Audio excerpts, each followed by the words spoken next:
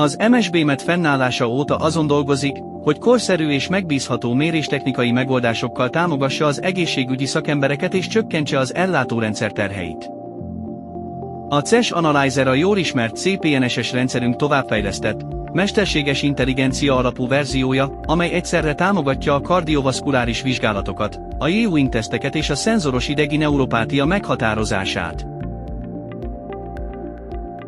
A CES Analyzer lehetővé teszi a vitális paraméterek, valamint a nyugalmi EKG mérését akár egymás után, akár szabadon választott sorrendben, valamint a teljes Ewing reflexteszt sorozat elvégzésére is alkalmas. A perifériás idegpályák állapotát CPT vizsgálattal, vagyis ingeráram érzetküszöbö meghatározással méri. A több évtizedes fejlesztési tapasztalat és szakmai együttműködéseink alapján az állapotfelmérést a kardiovaszkuláris modul vizsgálataival javasoljuk kezdeni. Ez magában foglalja a vérnyomás és oxigénszaturáció mérést, valamint az 1 perces nyugalmi EKG rögzítést 4 vagy 12 elvezetésből. Az opcionális intelligens HRV modul segítségével a vizsgálati eredményekből utólag meghatározható a QT-diszperzió és a szívfrekvencia variabilitás. A Ewing kardiális autonóm neuropátia modul a paraszimpatikus tesztek közül az 1 perc alatt 3-szor megismételt mély-ki és belégzésre létrejövő szívfrekvencia választesztet.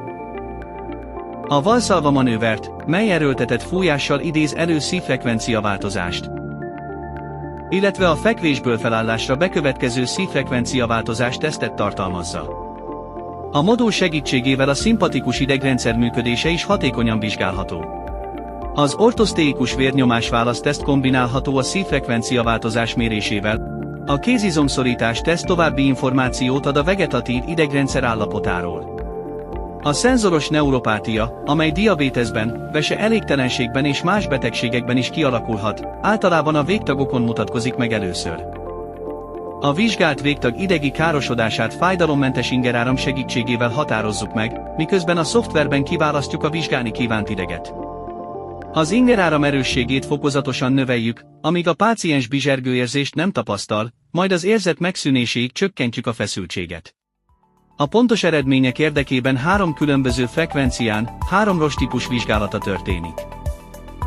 A fejlett kiértékelő algoritmusoknak köszönhetően a CES Analyzer azonnal elkészíti a vizsgálati eredményeket, amelyek automatikusan nyomtathatók, újraértékelhetők és felhő alapú rendszerben tárolhatók. A részletekért látogasson el honlapunkra vagy keresse bizalommal kollégáinkat.